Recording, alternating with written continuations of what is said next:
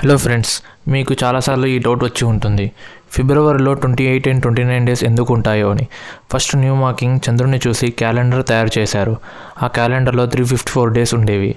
రోమన్కు even number దురదృష్టంగా భావించి 1 day కలిపి 355 days చేశారు. న్యూమా ప్రిపేర్ చేసిన క్యాలెండర్లో జనవరి అండ్ ఫిబ్రవరి లాస్ట్లో ఉండేది. కానీ మన సూర్యుని చుట్టూ భూమి తిరగడానికి 365.24 డేస్ పట్టుతుంది. అక్కడ ఒక 10.24 డేస్ తక్కువ అవడంతో సమ్మర్ డిసెంబర్లో రావడం అలా కన్ఫ్యూజన్ క్రియేట్ అయింది. దాంతో కొన్ని ఇయర్స్ తర్వాత ఇంకో రోమన్ ఎంపైరర్ ఈజిప్ట్స్ ఫాలో అవుతున్న సోలార్ క్యాలెండర్ నచ్చి మనం యూజ్ చేస్తున్న ప్రజెంట్ క్యాలెండర్ తయారు చేశారు. అలా కొత్త రోమన్ ఎంపైరర్ ఆ 10 డేస్ని ఈవెన్ నెంబర్స్కి యాడ్ చేసి మొత్తం 365 డేస్ చేశాడు. కానీ 0.24 అనేది మిగిలిపోయింది. ఈ 0.24ని సంవత్సరానికి ఒకసారి యాడ్ చేసి 4 సంవత్సరాలకు కలిపి ఒక రోజుగా ఫిబ్రవరికి యాడ్ చేసి పెట్టారు. ఇప్పుడు మనం వాడుతున్న క్యాలెండర్ ఇదే. హాయ్ ఫ్రెండ్స్, మీకు ఎప్పుడైనా మెరుపు వచ్చినప్పుడు సౌండ్ ఎందుకు వస్తుందో తెలుసా?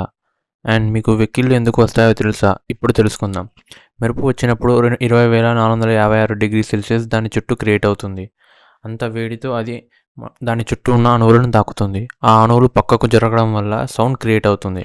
అందుకే ఫస్ట్ మెరుపు వచ్చి తర్వాత శబ్దం వినబడుతుంది.